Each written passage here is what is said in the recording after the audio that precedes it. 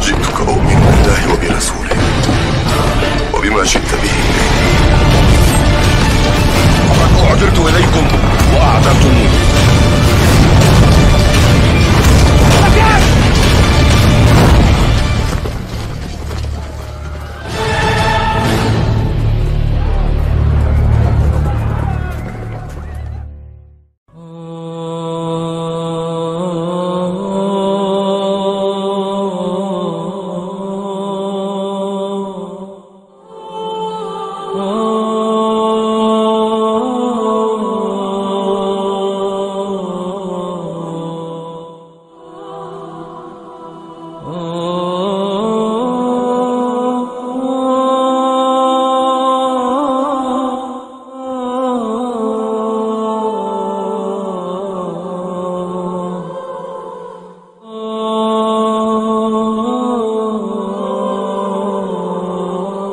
Mana di situ ada perintah Allah, kita jalankan. Di mana di situ ada larangan Allah, mari kita jauhi dan hindari diri kita. Ma'asyiral muslimin yang dimuliakan Allah, sejak awal tahun 2021 ini, dari tanggal 1 saja sampai tanggal 16 Januari sudah ada 136 bencana alam skala nasional yang didominasi oleh bencana hidrometeorologi. Artinya berkaitan dengan air. Tapi jangan air disalahkan, jangan hujan disalahkan. Sebab Allah subhanahu wa ta'ala menyatakan huwallazi yunazzilul ghaitha min ba'di ma qadatu wa yanshuru rahmatah. Allah turunkan hujan ini untuk menyegarkan bumi. Allah turunkan hujan ini untuk memberikan minum kepada makhluknya, menyegarkan tumbuh-tumbuhan. Kalau ada efek samping dia menjadi bencana dan musibah, itu bukan karena sebab Allah, itu sebab karena perbuatan kita manusia ini.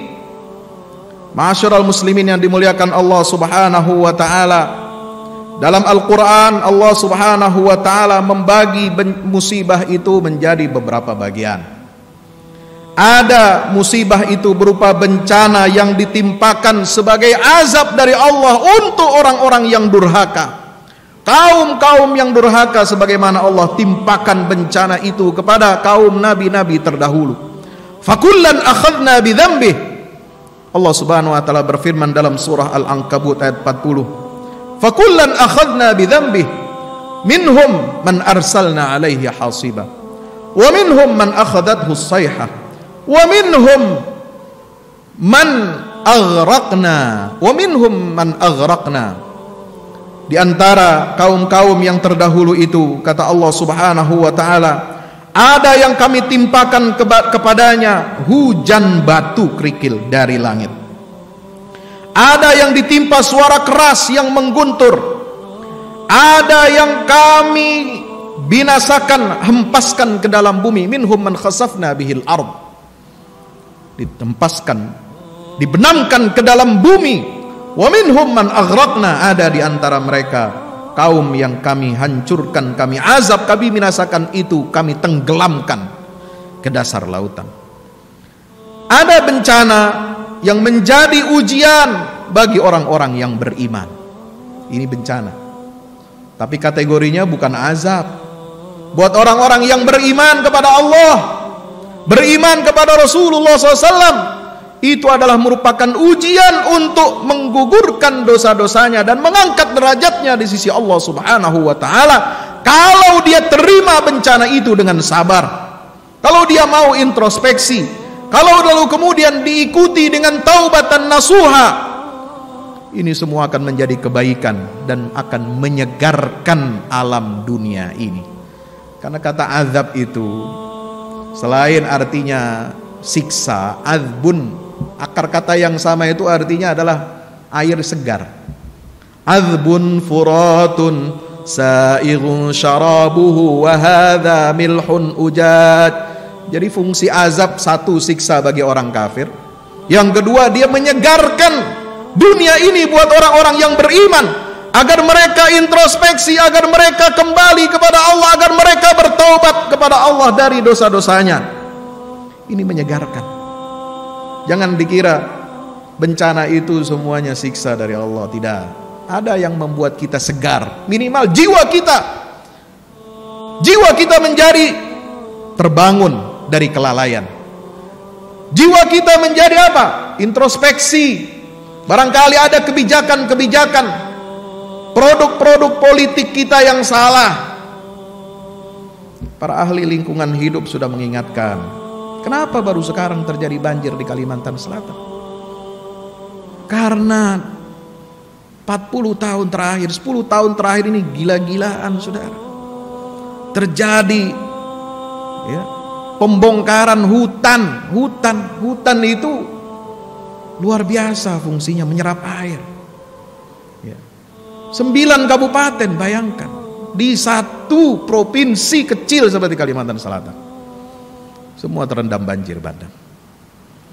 Na'udzubillah tsumma na'udzubillah min zalik. Ayo kita perbaiki, koreksi ini kebijakan. Jangan sembarangan memberi izin membuka lahan, membuka hutan atas nama apapun. Kalau kita sayang kepada negara ini, kita cinta kepada rakyat negeri ini, ayo kita semua bukan hanya tobat di bibir, bukan hanya astagfirullah al-azim kita ucapkan, tapi rubah sikap Anda, rubah kebijakan Anda yang merugikan alam semesta ini, merugikan rakyat dan bangsa ini. Ayo, itu cara kita semua untuk bertaubat kepada Allah Subhanahu wa ta'ala. Masyarul muslimin yang dimuliakan Allah Subhanahu wa ta'ala, maka itulah bagi orang yang beriman Allah memberikan kabar gembira. Walanabluwannakum bisyai'im minal khawfi wal ju'i wa naqsim minal amwali wal anfusi wath thamarat wa basyiris sabirin. Musibah kok diberi kabar gembira. Wa basyiris sabirin, Allah berikan kabar gembira kepada orang-orang yang bersabar, yang menerima ujian dan cobaan berupa berkurangnya harta, berkurangnya nyawa. Wabah penyakit ini sudah 11 bulan, hampir 1 tahun, saudara. Banyak yang tidak mengindahkan hukum-hukum Allah, juga tidak mengindahkan sunnatullah. Hukum Allah itu ada 2. Ada yang tertulis di dalam kitab suci Al-Quran, dan ada yang terhampar di alam semesta ini, yaitu berupa sunnatullah. Kalau kita melanggar salah satunya, hukum Allah yang tertulis dalam wahyu Al-Quran, Allah akan timpakan bencana. Sebagaimana kalau kita melanggar hukum Allah yang ada di alam semesta, menambang tidak sesuai dengan aturan, membuka hutan secara membabi buta dan brutal, ini juga akan menyebabkan azab dari Allah. Kenapa? Karena dia melanggar protapnya Allah. Allah punya protokol, Pak. Bukan hanya protokol kesehatan yang harus Anda taati, bukan hanya protokol para ahli medis untuk memutus mata rantai penyebaran wabah COVID-19 ini, tapi Allah punya protokol di alam semesta ini. Dia punya hukum besi. Kalau kita langgar hukum itu, kita semua akan terkena dampaknya. Kita akan semua mendapatkan bencana dan malapetaka. Kenapa? Karena itu diperbuat oleh tangan kita sendiri. Allah Subhanahu wa ta'ala telah mengingatkan di dalam Al-Quran, di dalam surah Ar-Rum 41, Zaharal fasadu fil barri wal bahri bima kasabat aydin nas liyudhiqahum ba'dal ladzi amilu la'allahum yarji'un. Telah muncul, nampak kerusakan di daratan dan di lautan. Kenapa? Bima kasabat aydikum, karena ulah perbuatan tangan kalian.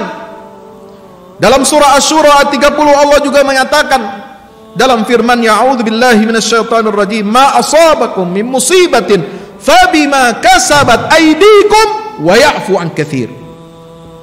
Tidaklah apa saja yang musibah yang menimpa kamu, maka itu disebabkan oleh perbuatan tanganmu sendiri, dan Allah memaafkan sebagian besar dari kesalahan-kesalahan yang kita perbuat. Ini kalau Allah mau siksa, Allah mau azab atas semua perbuatan dosa-dosa kita, maksiat kita, baik maksiat individu maupun maksiat kolektif, apalagi maksiat kekuasaan, kita ini nggak ada. Kita ini bakal hancur semua, binasa semua. Dalam 2 ayat Allah sudah mengingatkan, dalam surah Fatir dan juga di dalam Al-Quran ini Allah subhanahu wa ta'ala mengingatkan kembali kepada kita dalam surah An-Nahl ayat 61. Lau yu'akhidullahu an-nasa bizulmihim ma taraka ala zahriha min dabbah walakin yu'akhiruhum ila ajalin musamma. Surat An-Nahl mengatakan ayat 61, seandainya jikalau Allah hendak menyiksa, mengazab manusia disebabkan perbuatan kezalimannya, maka dia tidak akan menyisakan, meninggalkan satu makhluk bernyawa pun di atas muka bumi ini.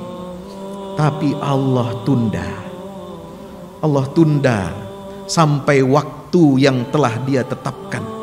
Fa idza jaa ajaluhum la yastakhiruna anhu sa'atan wa la yastaqdimun. Kalau tiba saat kehancuran itu, tidak ada yang bisa menundanya lagi dan tidak ada yang dapat mempercepatnya.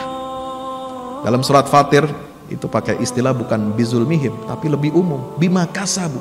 Lau yu'akhidullahu an-nasa bima kasabu ma taraka ala zahriha min dabbah walakin yu'akhiruhum ila ajalin musamma. Hati-hati dengan perbuatan kita, hati-hati dengan lisan kita, hati-hati dengan tanda tangan saudara, hati-hati dengan kepemimpinan saudara. Kalau sampai ada keluar kebijakan perbuatan yang zalim, atau mendorong atau melindungi perbuatan-perbuatan yang zalim, kita semua akan kena dampaknya. Ini bukan nakut-nakutin. Ini wahyu yang Allah turunkan sudah lebih dari 14 abad yang lalu. Kita sudah masuki abad ke-15 Hijriah, 1442 Hijriah. Saudara yang dirahmati Allah subhanahu wa ta'ala, hukum Allah itu abadi, hukum Allah itu kekal. Kita akan ditanya oleh Allah subhanahu wa ta'ala, bagaimana kita mengelola alam dunia ini, bagaimana kita mengelola keluarga kita. Kita bertanggung jawab di hadapan Allah. Bagaimana kita mengelola negeri ini, kita akan dimintai pertanggungjawaban oleh Allah. Dari satuan terkecil jiwa kita, kullu nafsin bima kasabat rahinah, itu dimintai pertanggungjawaban oleh Allah, sebab kita adalah pemimpin. Kullukum mas'ul wa kullukum mas'ulun ar ra'iyatih. Satu orang bertanggung jawab atas dirinya, ditanya oleh Allah. Satu kepala keluarga akan ditanya oleh Allah bagaimana dia mengelola rumah tangganya. Satu orang pemimpin mengelola negara, dia akan ditanya, dimintakan pertanggungjawabannya di hadapan Allah subhanahu wa ta'ala.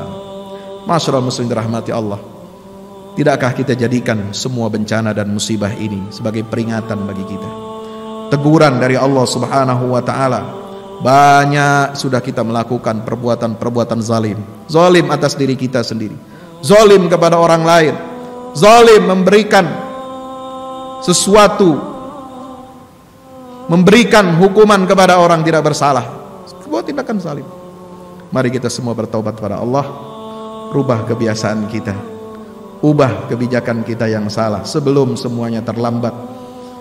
Wa dzakir fa inna dzikra tanfa'ul mu'minin. Mudah-mudahan peringatan ini bermanfaat bagi orang-orang yang beriman.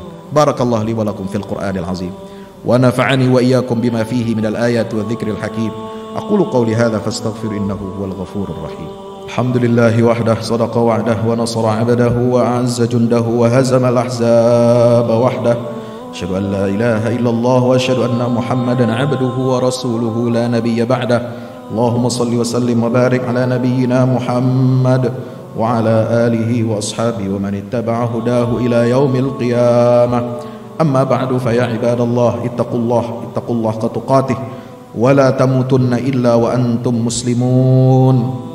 Satu hadis saya ingin menutup khutbah ini dari Rasulullah sallallahu alaihi wasallam, di mana dalam Sahih Bukhari dari sahabat Abu Hurairah radhiyallahu taala anhu, Rasulullah SAW bersabda, "Ma yusibul muslima min nasabin wala wasabin wala hammin wala huznin wala adhan wala ghammin hatta syaukah yusakuha illa kaffarallahu biha min khatayahu. Tidak ada kesulitan, kelelahan yang menimpa seorang muslim. Tidak ada keringat, tidak ada kegundahan, tidak ada kesedihan, tidak ada sakit, tidak ada rasa pedih yang menimpa seorang muslim sampai duri yang menusuk kakinya, kecuali Allah Subhanahu wa taala akan ampuni dosa-dosa dan kesalahannya disebabkan musibah itu. Mudah-mudahan kita dapat mengambil ibrah dari hadis ini. Mari kita sama-sama berdoa kepada Allah Subhanahu wa taala di waktu yang mustajab ini, agar Allah Subhanahu wa taala angkat semua bala, musibah, berbagai macam penyakit, wabah-wabah yang saat ini ada maupun yang nanti yang tidak bisa kita prediksi bakal ada lagi, akan hadir lagi. Wallahu alam. Mudah-mudahan kita semua diselamatkan oleh Allah Subhanahu wa taala. Alhamdulillahirabbil alamin. Allahumma salli wa sallim wa barik ala Muhammadin wa ala alihi wa sahbihi ajma'in. Allahumma ighfir lil muslimin wal muslimat wal mu'minin wal mu'minat al ahya'i minhum wal amwat innaka sami'un qaribun mujibud da'awat. Allahumma ansuril islam wa izzal muslimin wa ali bi fadlika kalimatil haqqi ila yaumiddin. Allahumma ansur man nasara ad-din wa akhdhul man khadhala al muslimin. Allahumma arinal haqqa haqqan warzuqna ittiba'ah wa arinal batila batilan warzuqna ijtinabah. Rabbana zalamna anfusana wa illam taghfir lana wa tarhamna lanakunanna minal khasirin. Rabbana la tuzigh qulubana ba'da idh hadaytana wa hab lana min ladunka rahmah innaka antal wahhab. Rabbana atina min ladunka rahmah wa hayyi' lana min amrina rashada. Rabbana atina fid dunya hasanah wa fil akhirati hasanah wa qina adzaban nar. Wa sallallahu ala nabiyyina Muhammadin wa ala alihi wa sahbihi wa sallam. Walhamdulillahi rabbil alamin.